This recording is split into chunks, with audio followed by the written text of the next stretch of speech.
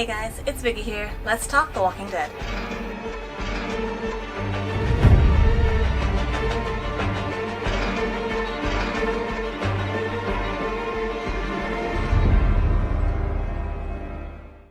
So in this video, I'm going to be talking all about the second episode of the final season of The Walking Dead. If you have not seen the episode already, I suggest you go and watch it before watching this video, since I'm going to be diving deep into every scene of this episode. So, major spoiler warning, go watch it, and then come back here to see if you agree with what I think of the episode. And yeah, that's your major spoiler warning. We have a lot to talk about for this episode, so let's dive right into it. So this episode is titled Acheron Part 2, and seeing as last episode we left off with a cliffhanger, we pick it right back up as we see Maggie fighting off walkers as she had slipped when trying to climb up the subway, and Negan had left her behind.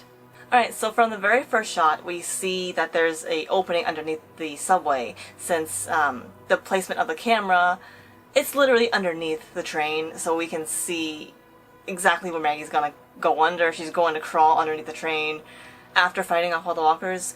My only question is, how can she see these walkers? How can she see in general? Because the subway station has no lighting.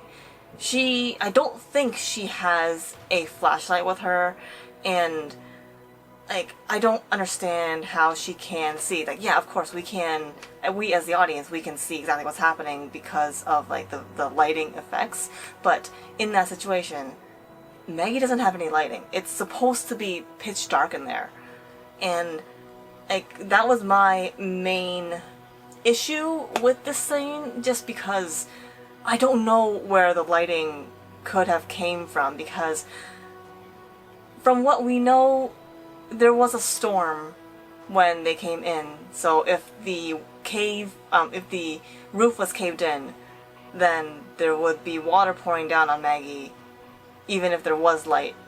But then we also saw that there was no rain coming into the tunnel, so you know what I mean? I don't know where this lighting would have come from, but if you guys have any answers for me, just please explain it, because I am a little bit confused of how she can actually see. And yeah, that's my thoughts on the opening minutes. It was good though. I like the opening minutes. It's just that one little detail kind of made me question things. We are brought into the subway train with Gabriel jumping in first, then followed by Duncan, Alden, Gage, Frost, Agatha, and Negan. Duncan is trying to pry open a door of the next train car with Alden's help, while Gabriel is clearing a few walkers that are inside, sitting in the seats of the subway. Now, I really liked them adding these walkers that were just sitting on the subway train, mainly because it kind of brought me back to, all the way back to season 2, where they were looking for Sophia, and they heard the train bells ringing away, and they came across the church. When they opened it, they saw the walkers sitting in the seats of the church, and they only turned when our group went to the church. And I just like that little throwback. It just really reminded me of that scene, and I'm a sucker for throwbacks.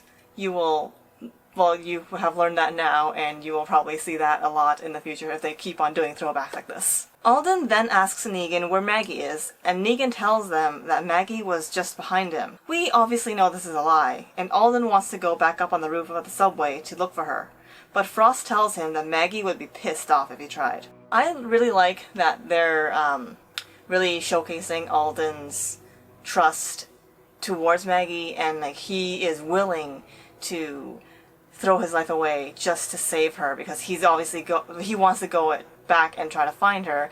But then I also like that Frost knows how Maggie is. His entire group knows how Maggie is as a leader.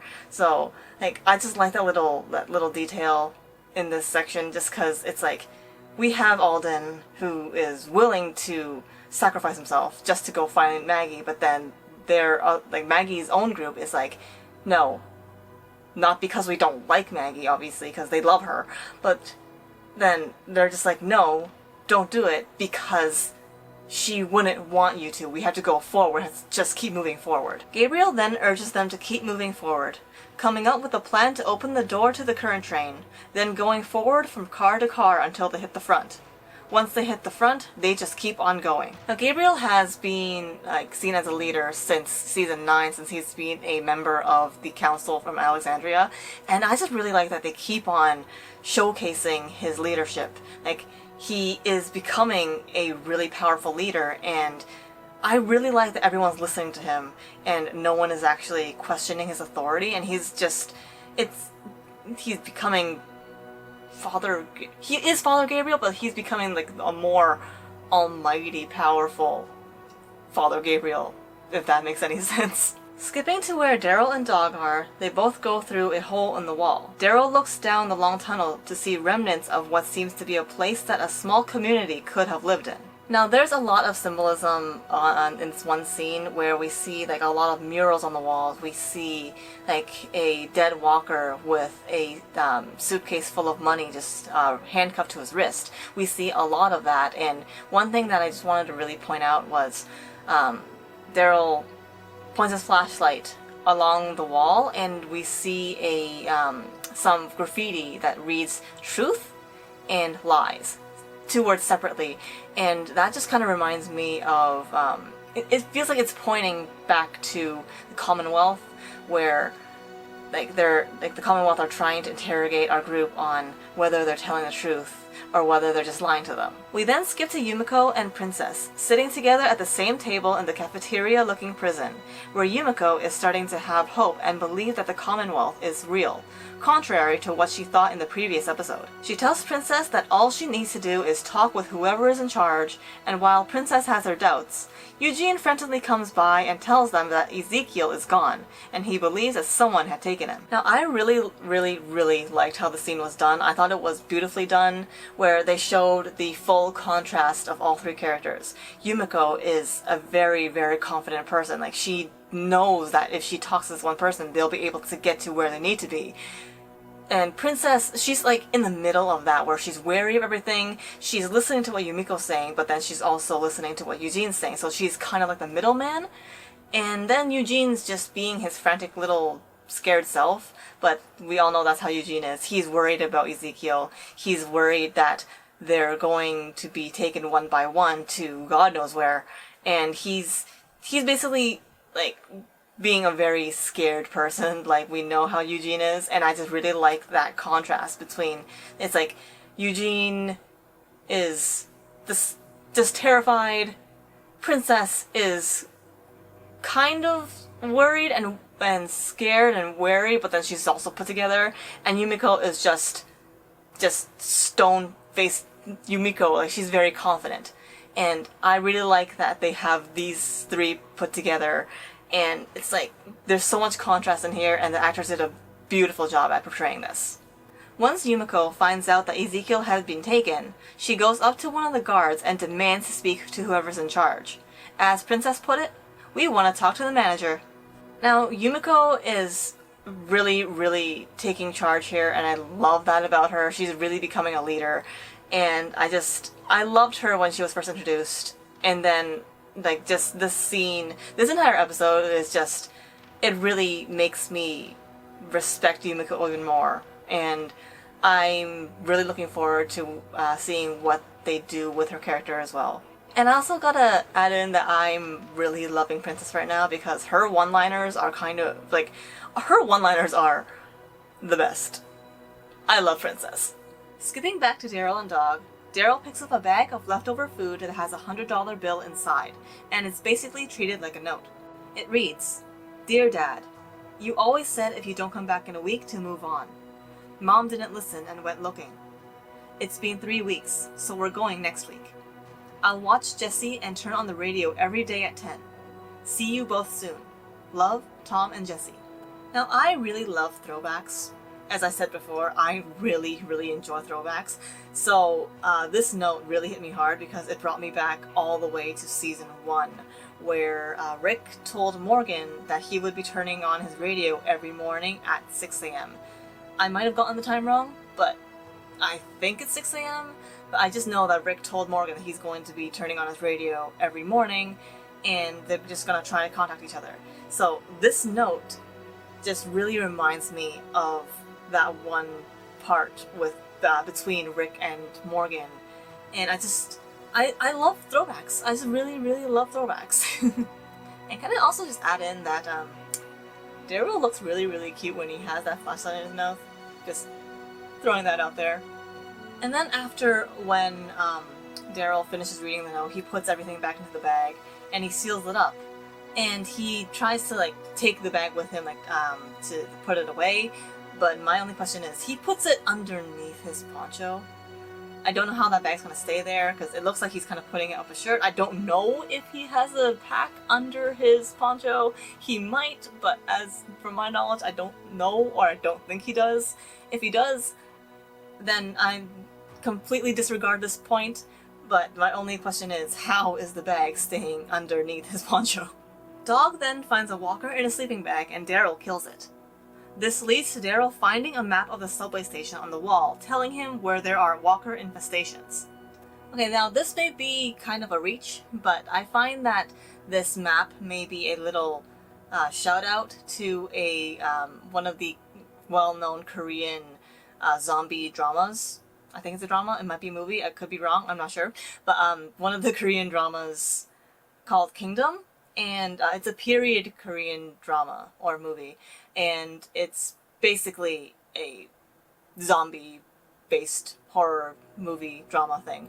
And I wanted to point out that because this map on the wall, where they're indicating where the walkers are, they wrote demons. And in this movie / drama, I seriously don't know what it actually is.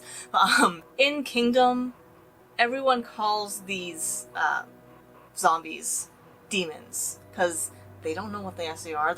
I don't think there's an old period term for zombies, so they just call all the zombies or infected people demons. Dog then runs off when they both hear a man seemingly screaming, and Daryl has to chase after him as Dog runs through an even narrower tunnel. Now, I get it that this is probably for suspense and the plot and just to move things forward, but what I don't understand is Dog is loyal to Daryl. He listens to him, so why does he not listen to Daryl when he tells him to stop and come back? Dog just doesn't listen in the scene specifically, and it just doesn't make much sense to me since Dog has been shown to really listen to Daryl before. It's just this one scene, he's not listening to Daryl at all. And, like, if I'm allowed to talk about personal experience, I have a dog as well. Like, it's a family pet, but he mainly sees my dad as his owner. If I tell him to do something, there is a chance that he might not listen to me, but if my dad tells him to do something, he will 100% listen. So seeing that my dog only listens to my dad, like, that makes sense since my dog sees my dad as his owner. Now, Dog in The Walking Dead sees Daryl as his owner, so I don't understand why he does not listen to him in the scene. But I get it. It's for the plot, so I'm not gonna dwell on that. It just wouldn't actually happen. Next, we jump back to Yumiko, and she is once again in the room where they were all interrogated. The female interrogator voices out that she doesn't know why she's here, as Yumiko has already been assessed. Yumiko talks back and says that she wasn't the one being assessed, they were. And the two of them give her a yeah right look, as if they've heard things like this before. The female interrogator then challenges Yumiko that she doesn't know anything about her, and Yumiko goes all out, telling them everything she knows about them. That their community is large and organized, that they're part of a bureaucracy, and even calling out that they both had similar jobs like this before the world fell apart. She guesses that the female was a forensic psychologist and the male an academic or researcher. Judging by the looks on their faces, Yumiko got it spot on. She goes on to describe what the community is like, and then uses her skills as a lawyer to negotiate, revealing to them that she knows her brother is in the community, and that she wants her group to be processed right away. Then, after the female interrogator once again asks her schooling background, Mercer comes in and gives her a cup of coffee. Alright, so can we just all hail Queen Yumiko right now, because this scene was absolutely beautiful and it was so badass, and just Yumiko took charge from both of the interrogators. And she went all out. She used her skills as a lawyer. She did beautifully, and it was amazing. And like, oh my god, Yumiko is just so cool, and I love her. I also want to say that I think Princess might have also had a hand in this, where she told Yumiko the details that she noticed about the interrogators, just so that Yumiko can like come up with these ideas of what she thinks the community is like, what she thinks that the interrogators' job used to be. But that might have been in the background. I don't actually know if Yumiko is also this attentive to detail, but I'm also not going to take away any of the credit, because Yumiko is just so amazing. She's queen now, okay? It's official. Yumiko is queen. And I'm sure I'm not the only one who was impressed, because even on screen, the female interrogator, she also had an expression of like being very impressed by Yumiko and like how she carried herself. And it's just, even the interrogator was impressed by Yumiko. Who else wouldn't be, you know? The scene then moves to outside the hallway of the interrogation room, where Eugene and Princess have been waiting for Yumiko. Princess basically tells Eugene that she really needs to use the washroom, and then goes to ask the guards. I'm guessing about the washrooms. In Spanish. The guard then lets her through, and Princess seems to be excited about, well, something. Alright, so I cannot comment on the conversation between Princess and the guard, mainly because I can't understand Spanish. I don't speak Spanish whatsoever. So, I can't say anything on that, and I wasn't provided any subtitles for translation, so I don't know what was even said. I can only assume it was about bathrooms, since since Princess said that she just needed to pee. But I can note that before Princess went to the guards, she turned back around to Eugene, who was still freaking out, and tried to reassure him about Yumiko. And she said a line along the lines of, if that fine-ass dude in the orange suit walked in there to give a coffee to Yumiko, then she should be okay. Now, obviously that's paraphrasing, but I do have to pinpoint that she did say, that fine-ass dude in the orange suit. So, I'm thinking, she didn't have to say fine-ass dude, she could have just said the guy in the orange suit. But because of her wording, and Princess doesn't exactly hide things, really, of how she feels. So, I'm thinking, Princess might have a crush on Mercer, or at least she's attracted to the guy. And I just want to see where this goes, because I found that really kind of cute. Skipping back to Daryl, he chases after Dog through a rather tight sewer-looking tunnel.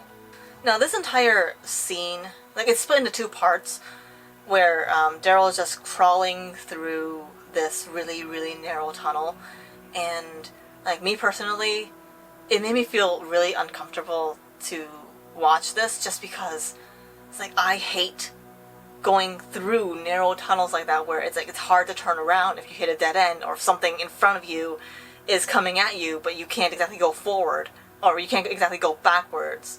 And it's like, that scene just gave me so much anxiety, and it's not even because it's like, it's not because of claustrophobia, because, in all honesty, I felt more uncomfortable watching this scene than I did the entire Squeeze episode where they were trying to get out of the cave.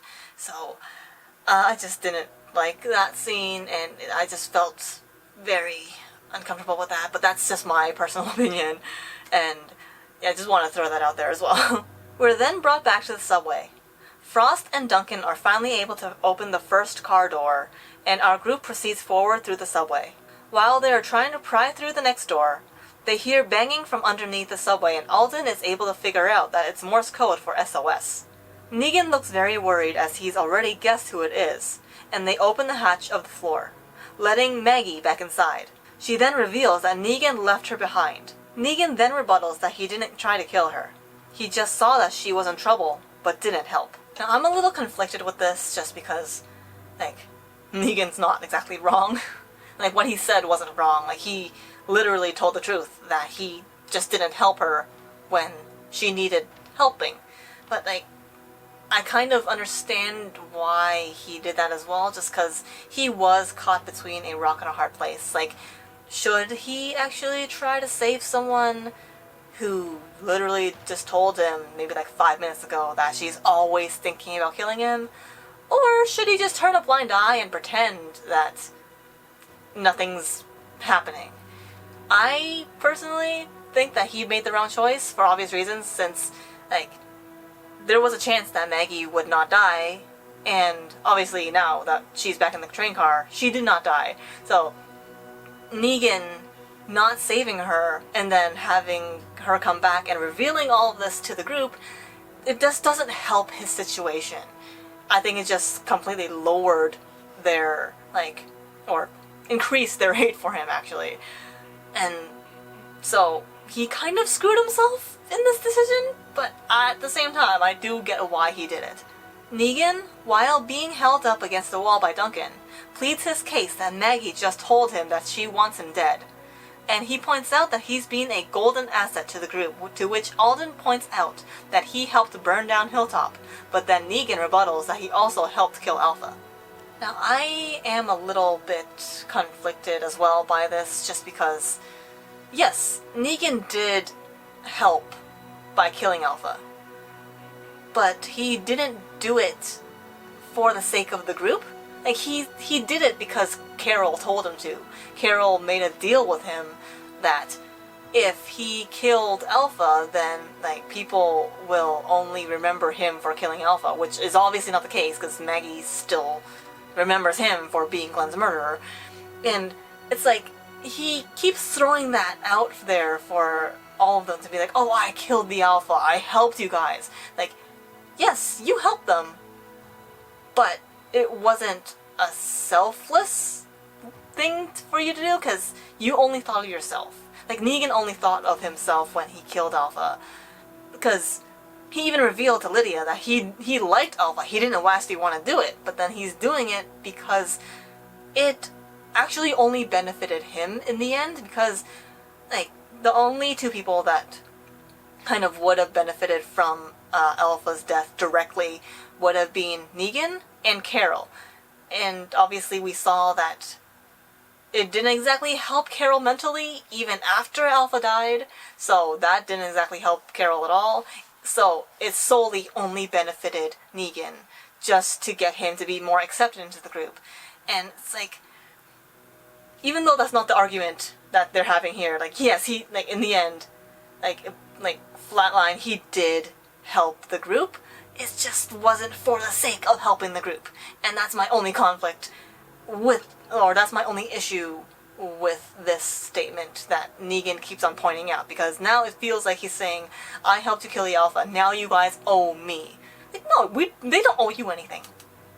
That's just my opinion. The group is tense as Agatha and Frost are urging Maggie to give them the okay to kill Negan. But before anyone can make a decision, pounding is heard at the door along with someone calling for help. Gabriel and Alden rush towards the door to see that it was Gage.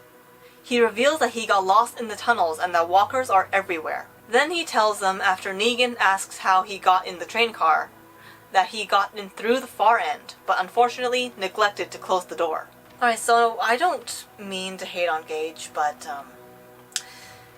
if you are running from a horde of zombies, and you know that those zombies cannot actually open a door if you close behind them, or behind you, you close that door. Like, if you have a chance to close the door, you close the door, because from Gage's story, it just sounds like he flung that door open, and just kept on going, without thinking that, oh, I can probably close the door. Like, this is why people die in horror movies. This is why Gage would be one of those people who die in horror movies. Like, I can't fathom why he would just run in without thinking, oh, maybe I should close the door because I'm now in an enclosed space. Maybe I should shut off the entrance of where zombies are coming in to kill me. I get it, he was frantic and he just wasn't thinking, but at the same time, that's exactly why people die in horror movies. Like, you probably would not see Rick or Daryl or Maggie or even Negan forgetting to close the door. Negan is the first to try to open the door, calling out to Duncan to help, but Maggie stops them, saying that if they open that door, all the walkers will get in. Alden gets emotional and then tries to open the door himself. Maggie signals Duncan to get him away from the door. Gage then begs them to let him back inside, but Maggie refuses, telling Alden that they don't have enough ammo to clear them. Alden again tries to go to open the door, and Maggie says aloud enough for Gage to hear that she's sorry, but she can't. Gage then glares at her and calls her a liar before pulling out 2 knives and stabbing himself in the heart, killing himself just in time as the herd of walkers catch up on him. The group watches as Gage's body is brutally ripped apart. Now there's just a lot to go on in this scene alone, because I know a lot of people will be like, wow, Maggie has turned so heartless, she's ruthless, she's gonna let a kid die right in front of them. But then at the same time, you kind of have to step back and think in Maggie's shoes. She's a leader at this point. She has to try and keep her people safe. And, she's put in a really hard place to make a decision, because obviously, if she could get the door open, easily and then, slam it shut before the walkers get in, of course she's going to do that and save Gage, but then she couldn't. And what she said about the ammo, and, that part just kind of, made it really clear to me, because what we know about the Reapers from Maggie herself is that they are a very strong enemy. They probably have a lot of artillery, and they need all the ammo they can get to take them out, and they're not even there yet. They're trying to get to Meridian to defeat the Reapers to get their place back, but they can't if they use all their ammo on this herd of walkers. So just knowing that, it's Maggie has to make such a hard decision. It's she has to either try to save one and potentially have more people killed in that process, or she sacrifices one for the majority and safety of the group. And I'm sure that there's going to be more conflict between Alden and Maggie just because of this entire altercation. And I just want to point out that now I don't think Alden's going to survive anymore. Not anytime soon that he's going to die. It's just because anyone in the show who acts as a moral compass, they typically do not survive. And a huge example of this would be Dale in season 2, when he's trying to fight Rick on whether they should execute Randall or not. And obviously at the very end, Dale died, and Randall also died. So it's I find that that's a really cool parallel that I'm kind of seeing right now, where Rick is Maggie, they both had to make a really tough decision, they had to let a kid die for the safety of the group. Dale and Alden got really emotional, and they were really pissed off at Rick for even making that decision, and obviously Randall and Gage are the ones sacrificed. And I just really, really like the parallels that we're actually getting in this episode. And it's only episode 2, and I'm excited for the other parallels to come. And right before Gage kills himself, or pulls out the knives to kill himself, he calls Maggie a liar.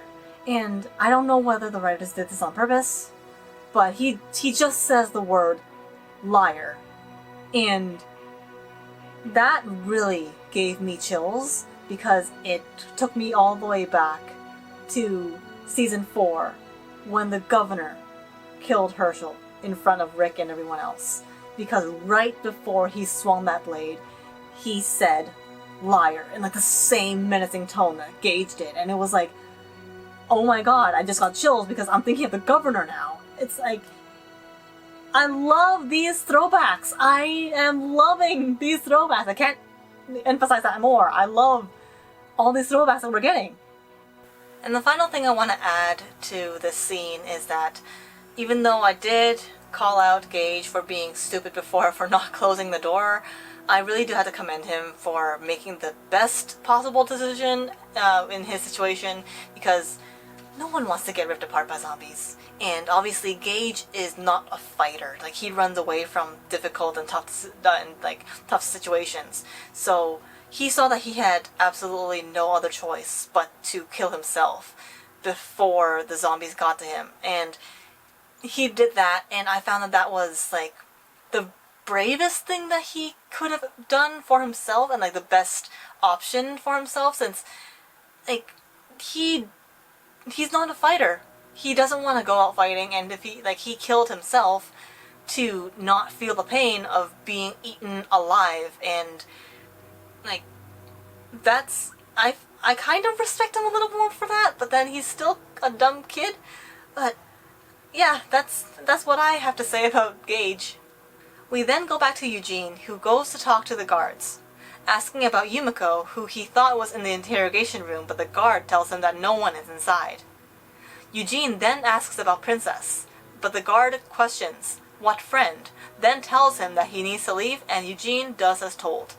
Now, I don't know whether the guard was lying to him, playing mind tricks on him, or actually telling him the truth, because, like, we never actually see inside the room, like, after Yumiko is interrogated, or after Princess goes into the room to, I guess, use the bathroom.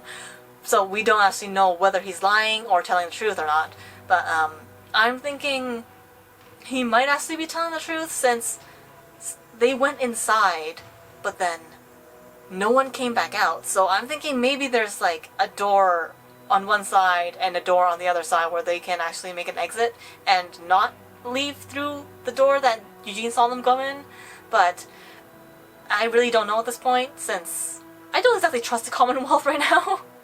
We then jump right back to Maggie's group in the subway, where Negan seems to be a bit off, and when Gabriel asks him what's wrong, Negan tells him, bad memories, to which Gabriel asks, of what? But Negan never actually answers.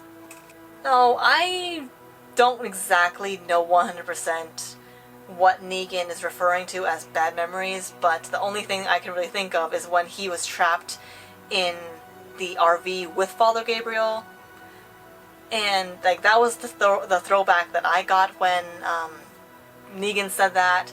And I just found it really funny that Gabriel is the one to ask him, like, what memories, as if he doesn't remember the very first time he actually met Negan, or actually not the first time he met Negan. The first close encounter, I guess, he had with Negan. And it's just, I just found that kind of ironic, because now Gabriel's like, memories of what? Like, what are you so afraid of? And Negan in his head, if that really was the memory that he was talking about, then Negan in his head, he's probably like, the memory of when we were in the friggin' RV, you dumbass. like, that's what I think, and it's just funny. Maggie then lights up a flare to see better, and that's when Gage reanimates into a walker and snarls at our group through the window. Alden sees it and looks around.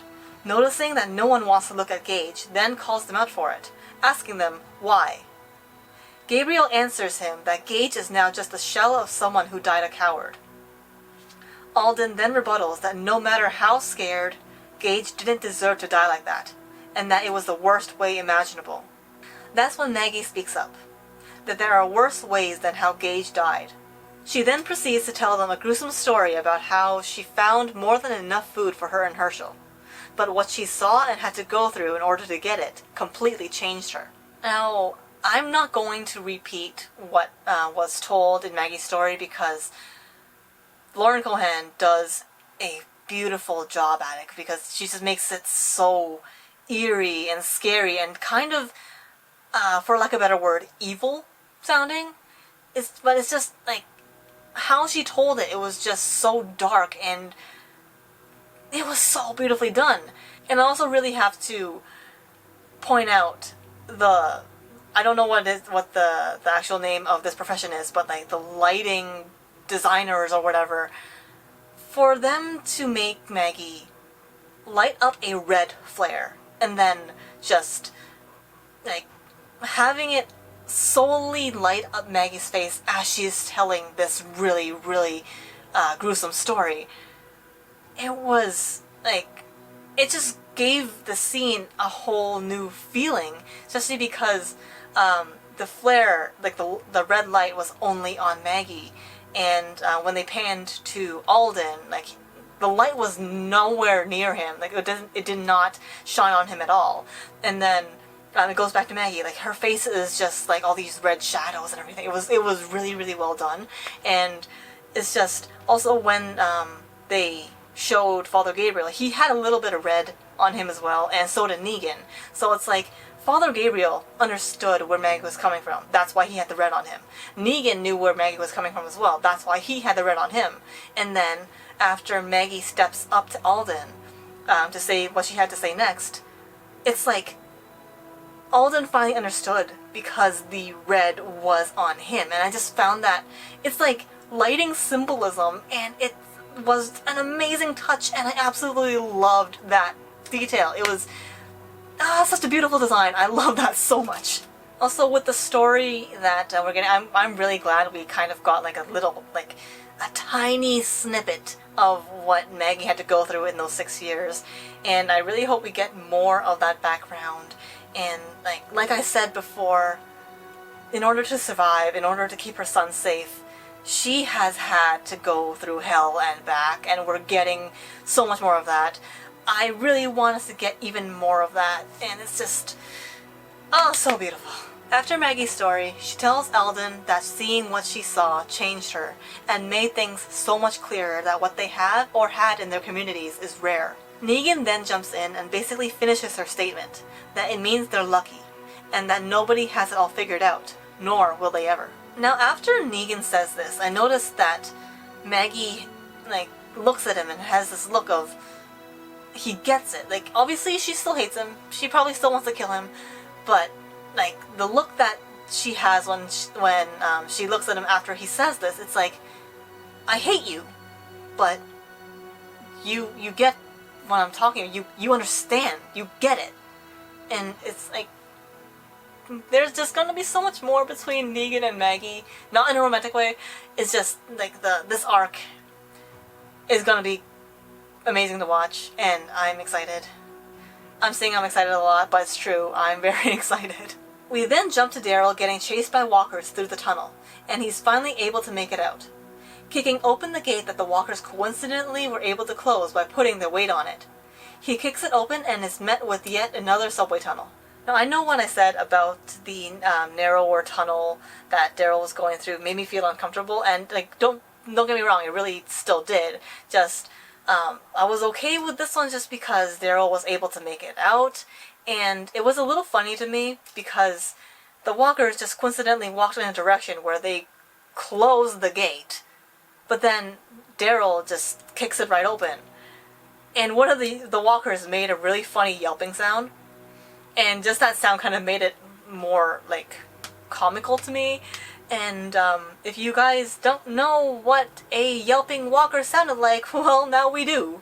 Daryl fights the leftover walkers in the tunnel, then calls out to Dog.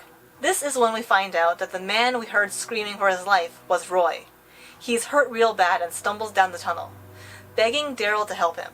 Dog then works with Daryl, and they take down the walkers together.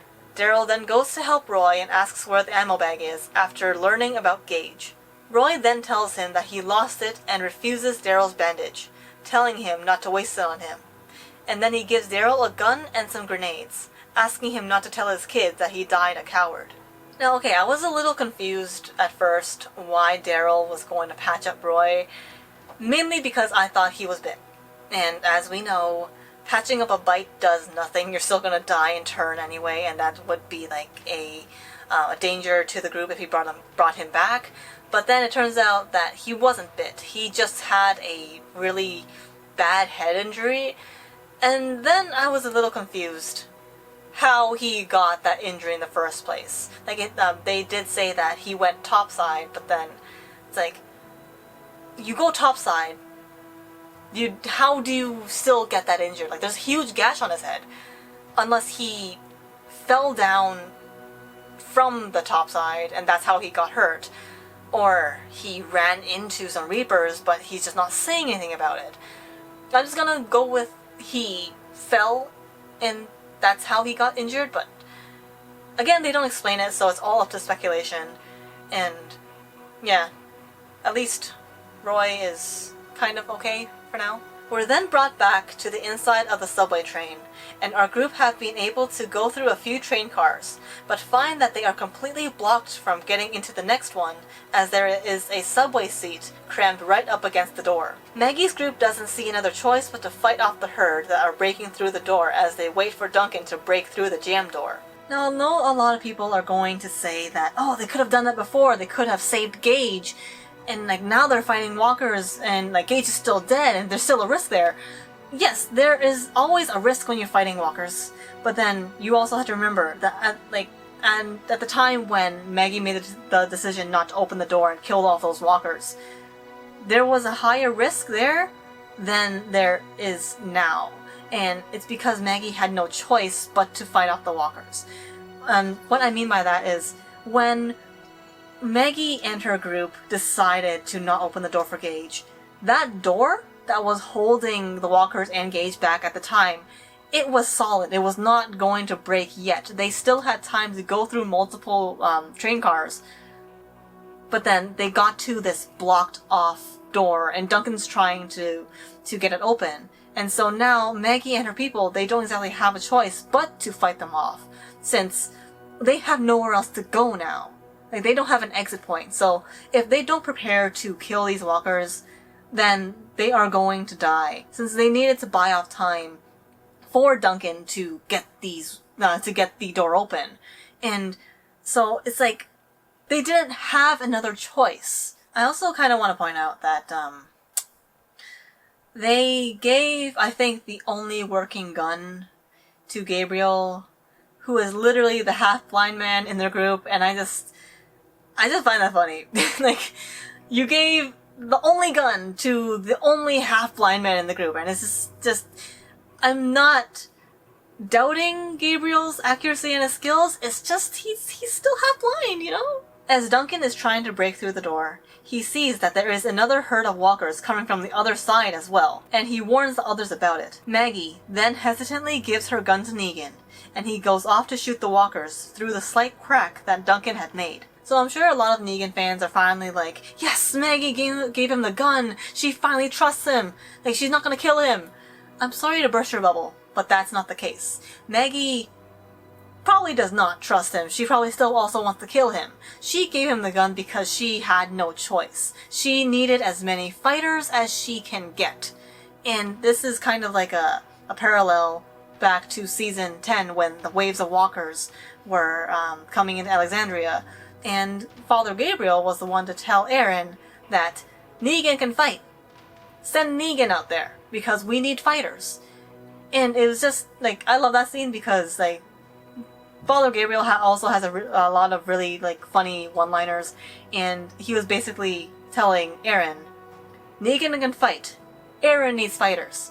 Peanut butter, meat jelly, and like there's that parallel too. Like, this episode is giving us so many parallels, and it's I love it. Switching to Daryl's side, he hears the gunshots from the train car and rushes to help his people. He reaches the front of the train and makes his way through the train car in the most badass way possible. Okay, so this is most likely going to be my favorite scene of all time. And I dare say that boldly just because this scene is so badass. Daryl is such a badass in this scene, and I absolutely love it. Like, this scene really reminded me of an older movie, Boondock Saints, that stars Norman Reedus, and it's basically like a shooter movie. It just really brought me back to that movie. If you guys haven't seen it yet, if you like entertaining action movies, I do suggest it. If you are a fan of Norman Reedus, I don't know how you haven't watched it yet, but I really suggest you do, because I really enjoy that movie. Anyway, getting back on the topic of this scene, I love it so much. Like, seriously, all you need to survive in the zombie apocalypse is Daryl Dixon, because you kind of see it in the scene where he is able to take out the entire train car of walkers alone. Like, he is shooting every single walker in the head, not wasting any bullets, and when he doesn't, he pulls out his double knives and just starts stabbing them, and it's just... oh my god, I love this scene so much. And I also have to point out that, like, the music in this scene as well, like, it's basically a more amped up and, like, hyped up, rocked up version of the original theme song, and honestly, I'm just gonna call that Daryl's theme for now because it's so badass. I love it. And like, if anyone doubts Daryl being a badass, I'm going to show them this scene and just prove them wrong because he's just so cool here. Daryl makes his way to the door where the others are and moves his subway seat away from the door, giving the others a way to move into the now walker-free train car. Now, I know that a lot of people might be like, why didn't they think of moving a subway seat thing to block the other doors when they were going through the train cars? And I just want to point out that this specific scene is exactly why. Like, from my knowledge, all subway seats are bolted onto the train so that they don't sway around or move for the safety of its passengers. And so it's going to be really hard to lift even one of them up from the bolts of the train car. And then even when Daryl was trying to lift up the seat away from the door, he was struggling with it. So you can kind of tell it's really heavy. So, and it would just take a lot more effort and waste a lot more time than going from train car to train car. And that's my defense for it. And, like, of course, that is probably the smartest thing to do. It's just they didn't have the resources or the time to do it. After the group is in the walker-free train car, Daryl takes out one of the grenades, pulls out the pin, and puts it into a walker's mouth. He kicks the walker back, and it falls to the ground, and Daryl closes the door just in time for the explosion to kill all the other walkers. Now, as I said before, Daryl is really all you need to survive in a zombie apocalypse. But this is also one of those scenes where I was kind of scared for him. Because if you watch it and you see how close his fingers get to the walker's mouth, and I was just... obviously, as I said before, that he's not going to die. But it was just very risky for him to put... like, I knew what he was trying to do. Like, obviously trying to get the walker away from him while getting the grenade into the pile or the herd of walkers that are trying to get to them. But it's just, did you really need to take that huge risk and put your hand so close to the walker's mouth? I didn't like that, but I'm very glad he's okay. I just gotta put that out there. Daryl, be more careful, please. Next, we see Eugene in the dark, trying to sharpen up a piece of wood. Then a guard comes to take him to get interrogated some more. He sits across from Mercer and the other male interrogator from before. The male interrogator unzips a case that seems to be full of medical tools. Eugene tries to ask about his friends, and Mercer just tells him that they are being processed. Mercer then calls out Eugene for being nervous, and then he tells Eugene that Eugene cannot lie for shit. Alright, so I'm not gonna lie. When Mercer told Eugene that he cannot lie for shit, I started laughing because we all know Eugene is the liar in the group. Like, he's the one who got protection from Abraham and got them all to go to DC because he lied. Eugene lied about being a scientist. He lied about knowing certain people, and everyone believed him. So for Mercer to tell him that he cannot lie for shit, I'm just like, oh, you're in for it now, buddy. Like, like, you do not know anything about Eugene if you think that he can't lie. Because Eugene, yeah, he's a scaredy cat. He's a coward. Like, he said so himself, I think. But then, a liar is what Eugene does best. Even Abraham told Eugene that he's skillful in lying. So, Mercer, what do you know? Really. Like, I love you, but you're the one who doesn't know shit. Mercer proceeds to ask Eugene 2 questions. Where his settlement is and why he was at the train station. Eugene then tells his own version of the story, giving just enough of the truth and adding in lies that would keep his people back home at Alexandria safe, just in case the Commonwealth turned out to be bad people. Now, just like the scene with Yumiko giving her, like, kind of monologue type speech, Eugene's monologue here made me respect him a whole lot more, just because he's using his best asset as a liar, as a smarty pants. Like, he's telling half the truth and half the lies, and Mercer's buying every bit of it. And it's amazing. Like, Eugene is doing what he does best. And he's like, he is being Eugene at his best level, because like, he is telling bits of the truth to make it sound more convincing, but at the same time he's also like adding in bits and details that Mercer and this other interrogator will actually believe, and Eugene knows that they'll believe it because it sounds so realistic coming from Eugene, and it kind of really like slaps Mercer in the face because we know he's lying, and then it's just like, it really does kind of prove that Mercer doesn't really know what he's talking about when he's calling Eugene a bad liar. And it's like, I just really, really, really enjoyed seeing Eugene like this, and I respected him so much more after this.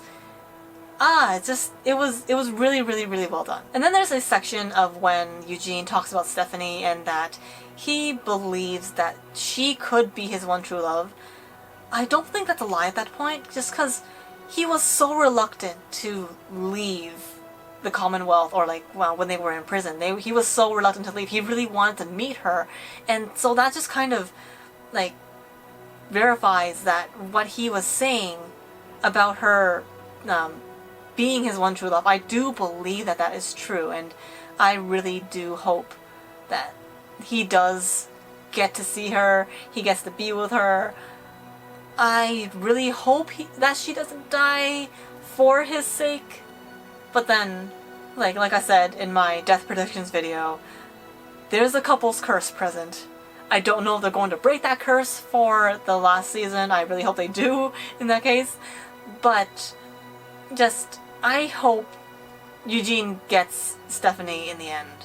I really do. The scene then switches to Eugene being taken out to a cargo container where he is reunited with Yumiko, Princess, and Ezekiel. Ezekiel reveals that he was taken to an infirmary where they gave him medicine and let him rest. Mercer then comes in and basically welcomes them to the Commonwealth. And finally, a woman comes into the container and asks for Eugene, introducing herself as Stephanie. So first thing I want to say about the scene is that I found the reunion super cute, because Eugene looked so happy when he found his friends and that they were safe and alive and well, and it was just adorable. And I really liked that the Commonwealth were actually taking care of Ezekiel and his condition.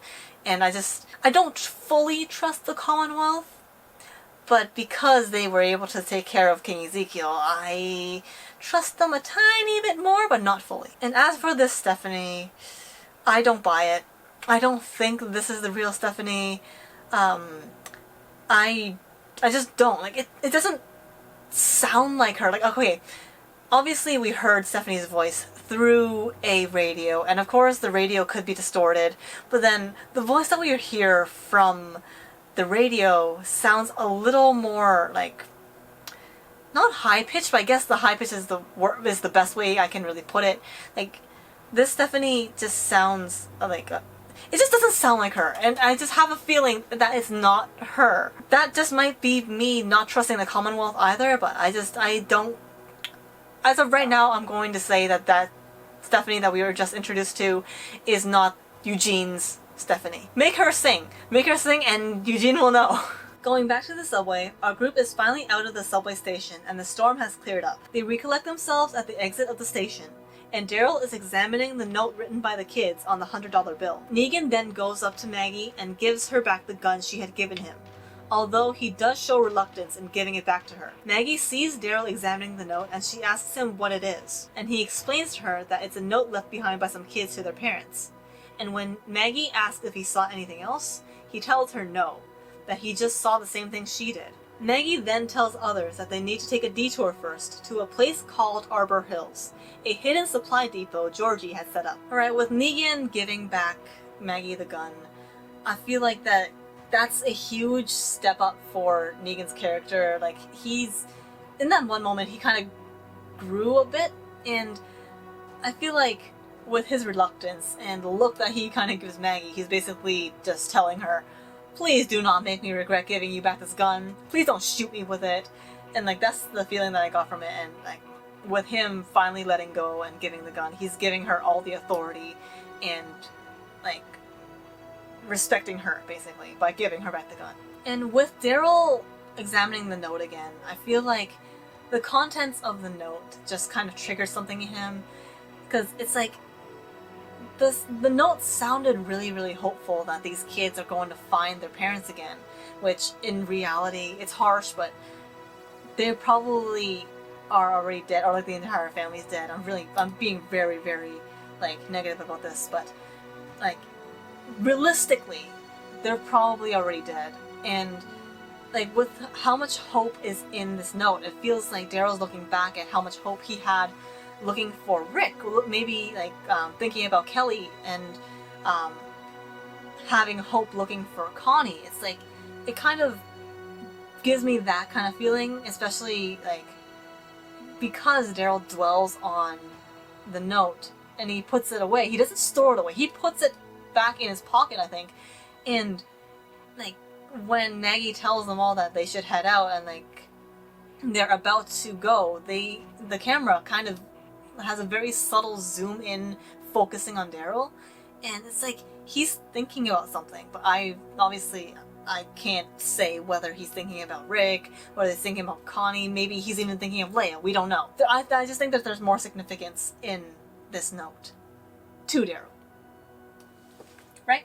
Our group sets out to the supply depot, but are then stopped when they see dead bodies hanging from their feet on street posts. Okay, so before I get into what happens basically immediately after, I, like, as much as I love the show, and I love the characters and the writers, sometimes they just do really, really stupid things, and they make really stupid decisions.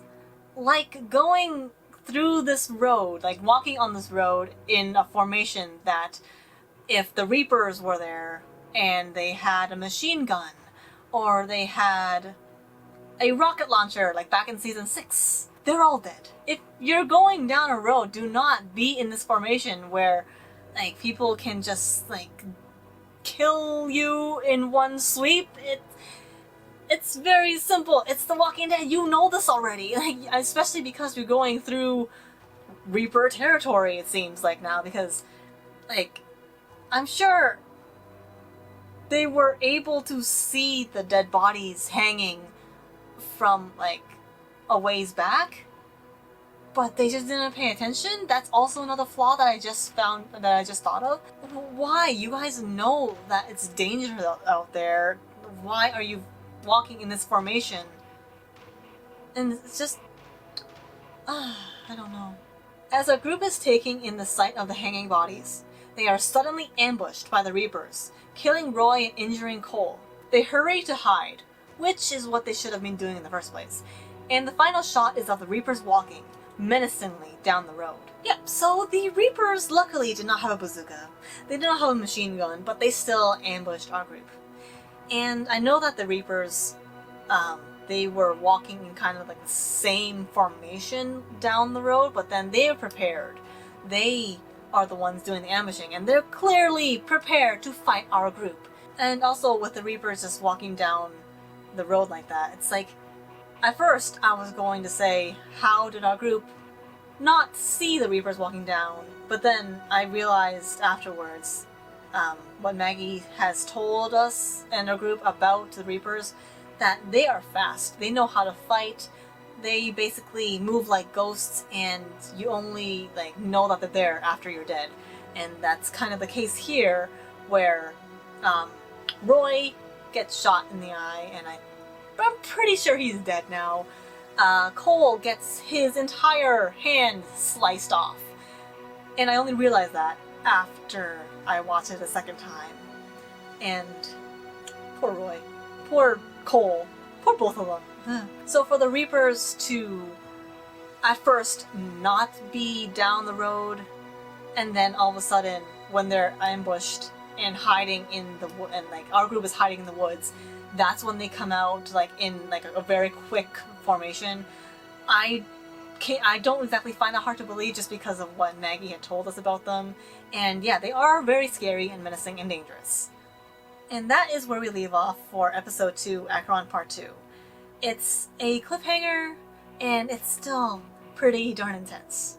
So with all the throwbacks in this one single episode, and the badassness of the characters, I'm going to give this a solid 9 out of 10, just because it was so enjoyable for me. I loved every bit of this episode, and I just really enjoyed this episode as a whole, and I just want to also put out there that I am on the scoreboard for who I got right for who dies, and I have 1 point. Sorry, Gage.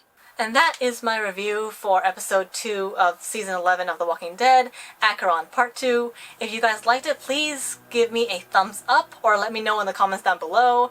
And if you would like to see more of my videos in the future, please hit that subscribe button. I would really appreciate if you did that.